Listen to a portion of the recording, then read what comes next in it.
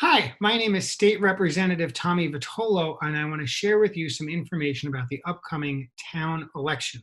But before I do, I want to make sure you know how to get in touch with me. 617-872-8921 is my telephone number. Call me anytime. Or you can send me an email at tommy.vitolo@mahouse.gov.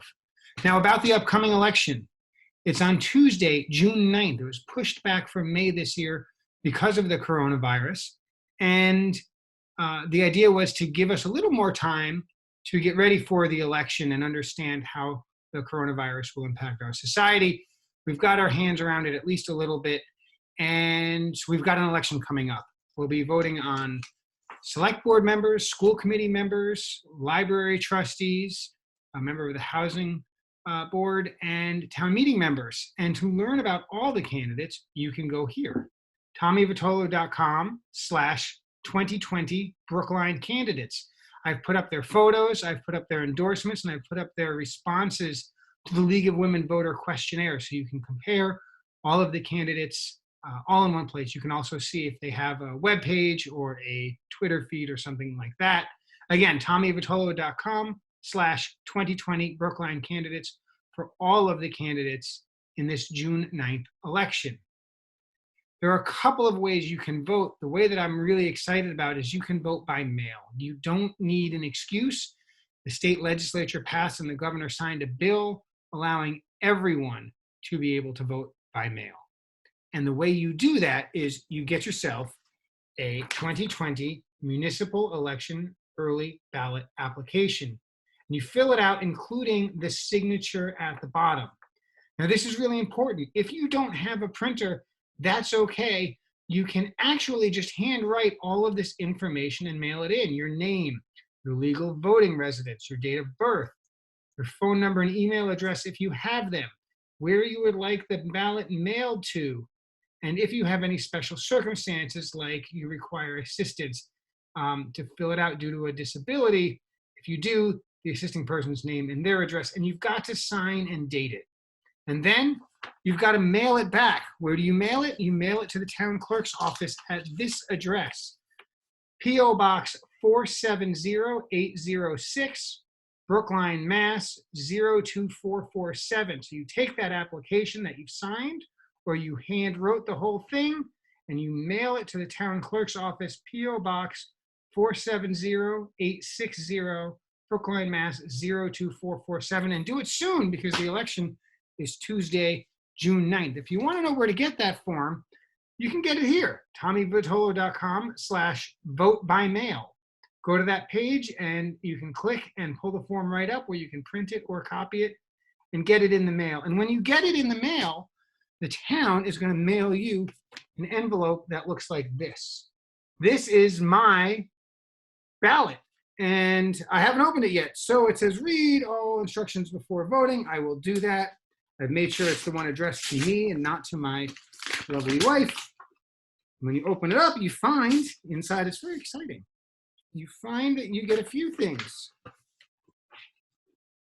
You get a return envelope, very important. This envelope does require a stamp, so you need to put your stamp on, and you need to make sure you address it to the correct town. Of course, that's Brookline, P.O. Box 470860, Brookline, Mass. 02447. And what you want to do is you want to read the instructions, of course, which are here. Read them carefully. And ultimately, what you end up doing is you fill out your ballot. Here is my ballot. I live in precinct 6, so my ballot looks like this. Yours may look a little different with different town meeting member candidates. You fill that out, and you end up putting it in this envelope, which you sign and write your name on, and make sure that you fill out all of this correctly and seal it. And then you put it in this envelope. You get that stamp on it, first class, and you get it back right away, because it needs to be received by the town by Tuesday, June 9th, the day of the election. I encourage you to vote by mail. Because of coronavirus, we do want to reduce our interactions within 6 feet, and we want to keep those who are civil servants and others working with folks every day as safe as possible, and that means limiting interaction. So if you can vote by mail, I encourage you to do so. But you can still vote in person. However, there are a number of important changes to our election day this year on Tuesday, June 9th. The first important change is that the polls are open from noon until 8 p.m. I'll say it again. The polls open at noon and close at 8 p.m. sharp. You must be in line by 8 p.m. for your vote to count. And that's on Tuesday, June 9th. 4 polling locations have moved because they are in places where we don't want the increased traffic. 3 are our apartment buildings, and the 4th is a fire station. So if you live in precinct 3, you would normally vote at 90 Longwood Avenue, but now for this election, you're going to vote at the Coolidge Corner School, and that's the Stedman Street entrance. If you live in precinct 7, you would typically vote at 61 Park Street, but on June 9th, you're going to vote in person at the Brookline High School Schluntz Gym. Similarly, if you live in precinct 10, you would normally vote at 190 Harvard Street, but you also would vote at the Brookline High School Schluntz Gym. And finally, if you would typically vote in precinct 15 and you want to vote on election day rather than use the mail-in, you would typically vote at the fire station at 962 Hammond Street, but instead you're going to want to go to Baker School to the lower level cafeteria. And that's how you can vote in person on Tuesday, June 9th from noon to 8 p.m. Lastly, and this is really important, we need poll workers to work all of these polls. And many of the workers, if you voted in the past, you recognize are older adults. And those are folks who may not be so interested in working on this particular election. And so if you have Tuesday, June 9th available from about 10:30 in the morning until 8:30 or so p.m., whole time, you can't do a half a shift, you could be a poll worker. It pays $175 and comes with lunch and some PPEs to keep you safe. If you think that might be a good thing for you to do some civic duty, go to tommyvitolo.com/poll worker, and you can read about what the requirements are and what the benefits are to decide if that's something that works for you. If so, please let the town clerk's office know immediately. As I said, they're really looking for poll workers. So once again, the election is Tuesday, June 9th. You can vote by mail. You can vote in person. You can go to tommyvitolo.com/2020 Brookline candidates to make sure that you have a chance to read up about all of the candidates. And it's critical that you vote. If you are eligible to vote in Brookline, I implore you to do so. It's so important. Thanks for watching Brookline Interactive Group, and thanks for participating in our town.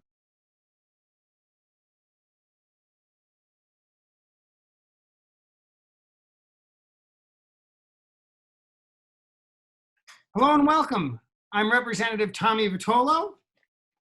This is me, 617-872-8921, tommy.vitolo@mahouse.gov. And today I'm joined by John VanScoyoc, who's running for the Brookline Select Board. Of course, the elections are Tuesday, June 9th, and it's so important that you get yourself educated about the vote, and then you either vote by mail or, of course, in person. And John, thanks for being with me. I'm excited that you're here, and I want to know all about it. You're running for Select Board. How did that happen? Yeah. Hi, Tommy. Thank you for this opportunity. You shook me up a little bit when you said I'm joined with John VanScoyoc. It's like I was picturing the two of us joined, but what are you going to do? Physical distancing. Yeah, distance. Distance. Yeah, you didn't tell me I had to wear a mask though, so thank you for that much. Tommy, it's been an adventure. And actually, this goes back not to January of this year, but January of last year, 2019. And to be honest about it, there were people, who approached me and said, "Have you thought about running for Select Board?" And I said, "Maybe, I don't know. What do you think?" And we took a look at that year and that contest. And I came back to them and I said, "I'm not going to do it." And I gave them a couple of reasons why. One of them was, I don't think I can win. And I can't even remember if Raul had already gotten into the contest at that point or not. But I do know that see things lining up. It was too soon after I retired. I really hadn't gotten reacquainted with Brookline sufficiently, and I don't think Brookline had gotten reacquainted with me sufficiently. And so we put it aside. The other thing I told them at the time was I had just begun to do what I do a lot these days, which is to monitor various meetings, school committees, select board, advisory committee, you name it. Also just made a couple of months earlier to the advisory committee. And I told some people, I honestly think I can be more active not running for select board. You know, running for select board and losing doesn't, you know, and so putting aside running in 2019, but looking at the opportunities to be effective on issues, and I had plenty of them because I had started this project of monitoring a lot of meetings. I had started reporting on them on social media. I was discovering the incredible response you can get just by doing that, just by giving people some information that they weren't getting regularly about town affairs, really wakes them up and gets them interested in stuff. And it gives me a chance to sort of, it had been years since I had exercised my local journalism muscles. And because I've been a TV producer for most of the latter part of my journalism career. And so I was just sort of getting into the swim of doing some reporting again, trying to keep it objective, but also maybe, you know, at the beginning, trying to let people know some perspective on the stuff I was reporting. Believe it or not, I've actually tried more and more not to do the perspective these days and to do just the straight reporting. And that experience worked out really well for me. And a year later, January of 2020, same people came to me, same question, and I felt ready. I felt ready, and I felt as though the circumstances had lined up a bit better for me. And here I am, but I didn't know there was going to be COVID-19, and that's kind of changed everything. So just because you're ready to run and a race is winnable doesn't make it the right race for you. Doesn't explain why now? Why you? What are you seeing? What are you feeling? What is the what's the reason to do all this work for not much pay? Yeah, you're gonna plumb the depths of my soul. You didn't tell me. No, there's a simpler answer than that. The experience I had throughout 2019, and we haven't yet mentioned something that happened in the early part of 2019, which is that I got involved with something called Spend Smart, and we got involved in something that was a ballot campaign. And boy, did I learn a lot from that ballot campaign. And I think more importantly, boy, did the town learn a lot. Because the stance we took wasn't expected to prevail. And people thought it wouldn't prevail for the usual reasons. The kind of stance we were taking hadn't prevailed in the recent past. And it was pretty much accepted, and for good reason, that in Brookline, you don't vote against a school construction project. But there were particular circumstances about the put on the ballot last year. I don't want to go into them in great detail, but I think most people know what they were. And I thought somebody has to say what seems to me to be obvious. And strangely enough, the first person who said it, and I'm saying it in a newspaper article in the Globe, was Michael Dukakis, who looked at a plan for a ninth school, and at the particular time where he looked at it, it was going to be located. This isn't the part of town where the school population is growing, and this isn't a particularly good site because of issues with the nearby streets and so on.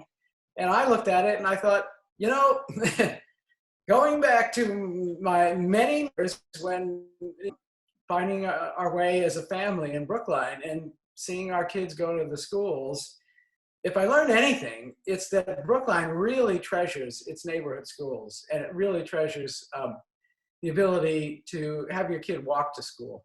And that knowledge just made me realize there's a disconnect going on. Somehow people in Brookline have gotten disconnected, or people in the leadership in Brookline, excuse me, have gotten disconnected from some fundamental values. And I thought too, probably were disconnected to the mood of voters. And all it would take is for somebody to sort of put the question out there and say, is this really what we want? Is this what we want? And it turned out the voters, you know, when the time came, isn't what we want. And so that's been kind of a theme for me ever since then, is let's be sure that we are staying in touch with what is really want and what we think they want. And so, you know, 2020, I thought that has to continue. I have to continue this effort to sort of figure out if the political establishment in Brookline maybe, and I say this with all respect, maybe has in some areas lost a little bit of touch with what people.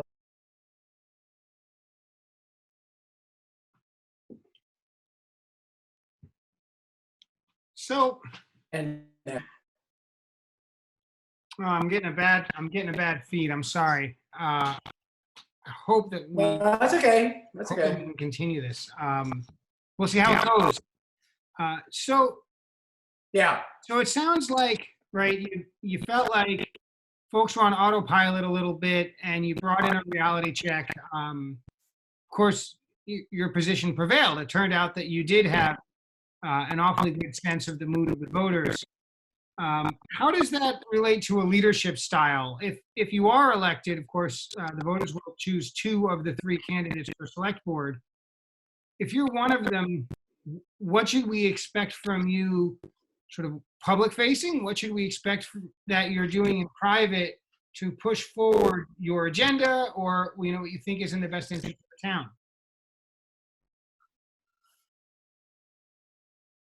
Well, a couple of things. A very important part of what happened is I told people at the outset, I'm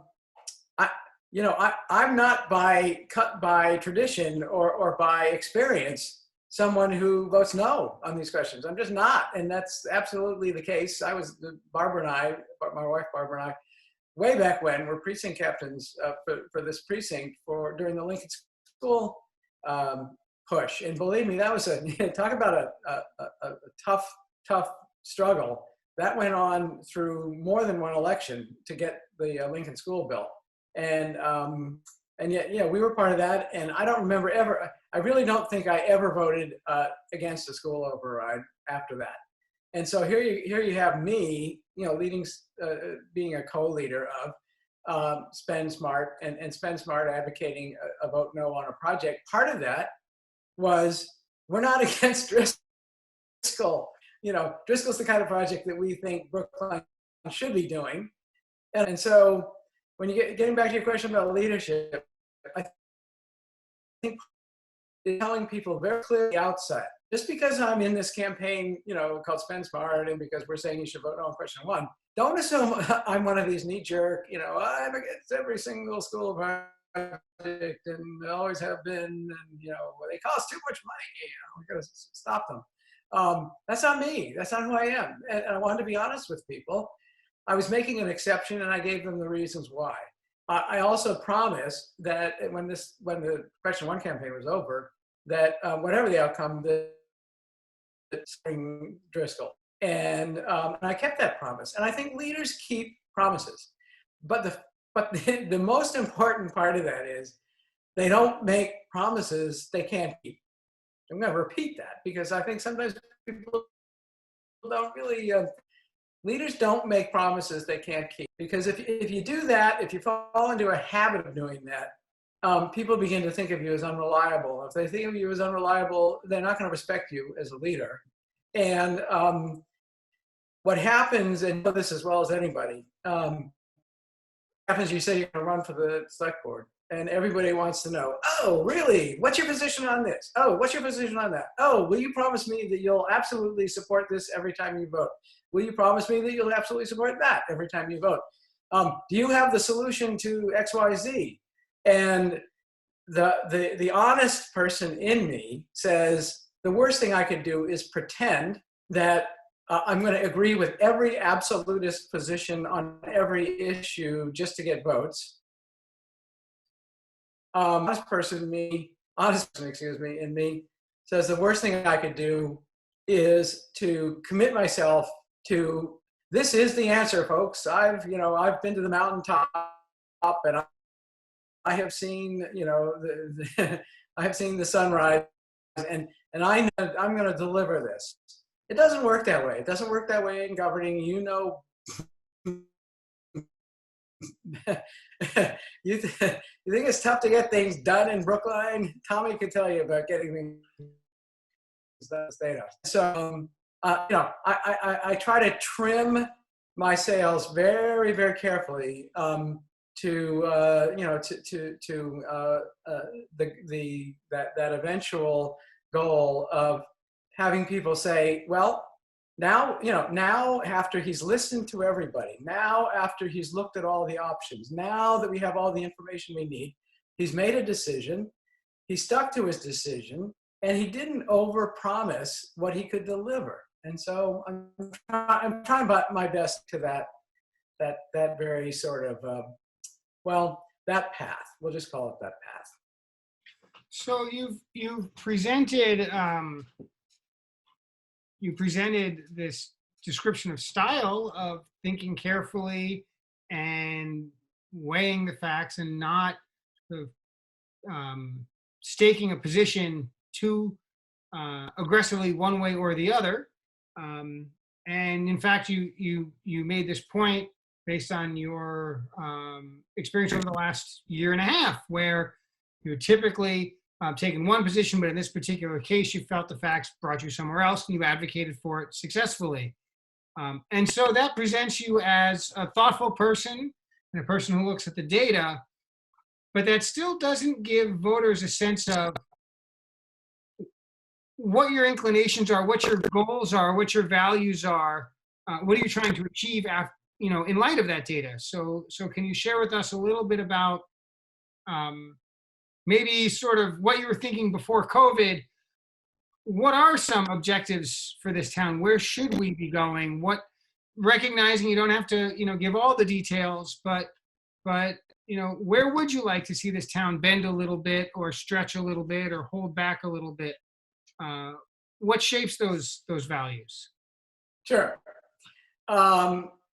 It's going to sound a little bit touchy-feely, but so be it. One of the things that guides me is that we've lived here since 1975, and I'll come right out and say that I love this town. There's a lot about it that is complicated. There's a lot about it that is flawed, perfect, disappointing sometimes. But on the whole, I love this town. And guess what? It must be true that an awful lot of people feel that same way about the town, because they're always trying to move here. And every time, there's some kind of a survey of the best towns to live in the United States, Brookline is right up there. And we have a pretty darn good track record with our school system, with the students who graduate from our public school system. So it shouldn't be surprising to anybody that there are people like me who love this town. I love its history. I'm former president of the Historical Society. And I feel as though there is a nuance and a complexity to Brookline that some people have kind of lost sight of. And if I can help them kind of get back in touch with some of the positives about Brookline that have been pushed into the background because of the very painful experience we had in the Gerald Alston case, and the road we're on now, which I think is an important road to be on towards greater affordability for housing in Brookline, greater recognition of the vulnerable populations in Brookline, those are all good things. And I want to be part of achieving them, but I also want to be part of achieving them in a way that recognizes we can't get to where we want to go with those goals by kind of hammering away at people who have some questions until we beat them into submission and they have to go along. This has got to be a town-wide commitment. And that means being open to listening to people who think you have the right goal, but not necessarily the right plan for how to achieve it. Or you have the right goal, but you're setting yourself up for a very divisive political battle that you don't need right now. And I want to be the person who kind of stands in the middle of of all of this and says, you over here, have you thought about why the person over there doesn't agree with you right now? And can we talk about that? And can we look for a way that if you both say that you actually do think we should have some more affordable housing in town, how can we get there? And not only how can we get there, but how can we get there sooner rather than later? One of the things I worry about is we're great at setting targets and making grand promises that we're going to bring Brookline 10,000 new units of housing. But what if instead of just sort of promising people something that's unrealistic that you're not going to achieve, what if you actually delivered on 200 units or 300 units in the next year? What if you did another 2 life communities in the next year? Or what if you did 2 of them? How about if we just sort of focus on realistically, what can we achieve one step at a time, and avoid these battles over unrealistic goals that maybe we're never going to achieve? That's kind of where I see myself positioned. Got it. That's great.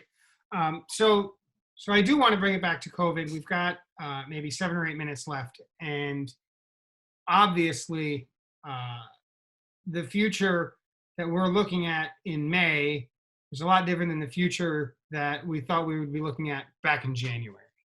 And we don't know the extent to how bad the economy will get.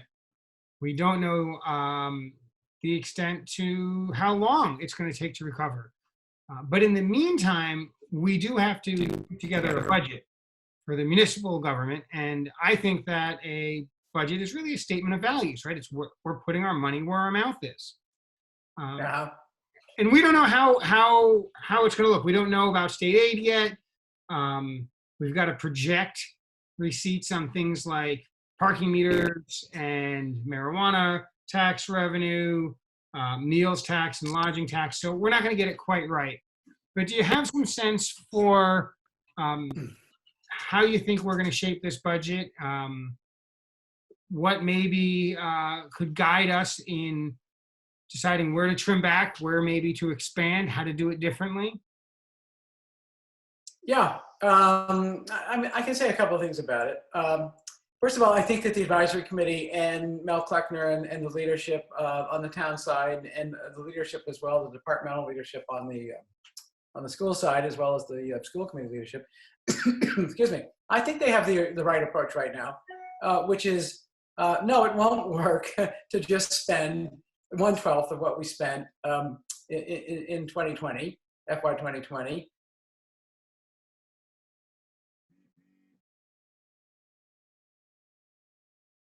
Saying now could be 6 million or could be, could be 19 million in shortfalls. We don't know. They've taken a crack at, well, why don't we just sort of pick a number in the middle, and that's somewhere around 12 million. And they've divided it between town and school, which is about 5 on the town side, 6 on the school side. But we know, unless we are like being completely misled by all of these reports of like there's going to be plummeting revenues from the state, and there's going to be all kinds of added costs from COVID, which, by the way, some of which will be covered by the CARES Act money, but some of them might not be, and we don't know the answer to that yet. So we know we're going to have to deal with some cuts, and to pretend that we're not, and to budget a 1/12 of what we spent last year simply means that when we finally do get the numbers and we really do have that shortfall, now you've given yourself less time to make up the shortfall. So I think they're taking the right approach. And then I think we also have to just commit now to the things we know we're going to have to do as part of this process of, they call it reopening, for lack of a better word. We know we're going to have to spend more on the public health department. We know we're going to have to spend more to get schools reopened, because there's going to have to be sanitizing of the schools. There's going to have to be distancing within the schools, you name it. And we know that certain things are going to have to change. The school department, the school committee is probably going to be, the public school system, excuse me, is probably going to be dealing with some kind of a hybrid mix, they call it, of distance learning and in-building learning.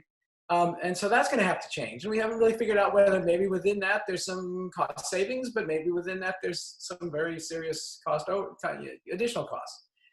And so we're going to have to deal with it step by step. While we're doing that at the same time, we're going to have to, I like to say, stand back up the entire retail sector in Brookline. It's hard to find a retail operation of any description in Brookline right now that isn't teetering and on the brink of we don't know if we can continue. Even with PPP, which doesn't work for a lot of people, and some of them have got it, payroll protection. So Brookline's going to have to be in a real partnership role with the entire representation of the commercial tax base in the town right now. And we're going to have to do that at the same time that we figure out how we're going to restart schools, and how we're going to reopen town hall, and how we're going to get the election conducted on June 9th. Those are all going to really, really challenge us. And they are going to, at some point, force us to decide, is there any, is it time to admit we cannot plug all of the gaps here just by making cuts? Is it time to admit we've sort of looked everywhere we can for cuts, and now it's time to look at where do we go for some more revenue, because we just can't achieve what we have to achieve here without some more revenue. And then we got to figure out where the additional revenue is going to come from. Some of it could come from a Community Preservation Act if we decided to go that route, and some of it could come from operating override if we decide to go that route. But we're not there yet. We're not at the point where that decision is timely. What about some COVID future that's not budget related? How do you imagine the town changing shape over the next year or two, specifically things that the select board might have a fingerprint on, in the way that the town acts and interacts? Not budget related, not town staff related necessarily, but something else. Do you see anything else going to change in the town that's going to come either from the select board or certainly under the view of the select board? What I hope comes, excuse me, is that the select board and the town generally has a awakening to the potential that exists if we do transformative things. And COVID was transformative in so many negative ways. And yet at the same time, you had people noticing all of these positives among the negatives. People sort of fell in love with the peacefulness of things because you didn't go outdoors and immediately fear for your life because you couldn't step into the street without a car racing past you. Or you could actually get from one end of town to the other without being in gridlock. Or the air seemed to be cleaner. And people, people were outdoors enjoying the fresh air and exercise a lot more. Those all felt like good things. And I think in the same way that the climate change crisis has forced people to question the fundamentals of how we live, how we exist, how we live our lives. COVID came along and said, if we didn't live our lives by burning fossil fuels for everything we do, everything we do, for this endless international, air travel, and exportation of this and importation of that, and cars everywhere. If we didn't do that, we might actually be happier. and, and right now we're just poor, because people are out of work, and the economy has kind of ground to a halt. But if you consider the possibility that if we could get back to some sort of economic system that works for people and allows them to have the basics, food, housing, food, shelter, and at the same time doesn't do to the earth what all of that burning of fossil fuels did, we'd be happier. We'd be happier as a people. There's no question in my mind about it. In fact, I had an email exchange with a friend about this, and I said, maybe we could form a new political movement that sort of just has grown out of the lessons of the COVID experience. She said, what would you call it? I said, let's call it the pursuit of happiness. And I still like that idea. Do you want to start it? Do you want to join it? Well, let's pursue an election on June 9th and see how it goes. John, I've talked about too long, haven't I? Thank you so much. Well, we have our limits. Yeah. Thank you so much for your time. Thank you for running. I know it is. It's hard work, and I'm glad you're running. I wish you the best of luck, folks. June 9th, polls are open from noon to 8. Of course, you can vote early using the mail-in ballot system that I've shared with you several times. And thank you for watching, John. Thanks for being here. Tommy, thank you for your service as a state rep. Hey, it's my pleasure. And one of these days we'll have a beer, if not a high five. Absolutely, and I'm going to miss that we won't be seeing each other for the Memorial Day ceremonies, because there won't be Memorial Day ceremonies. But well, I know. A year. I'll put in the pitch. Brookline Interactive will have something on the evening of Monday, Memorial Day. So if we haven't gotten a Memorial Day yet, put it on your calendar. If you're watching it after Memorial Day, you missed out. John, thanks so much. Thank you to Brookline Interactive Group for hosting. And okay, Tommy. Okay. Keep doing what you're doing. Be well.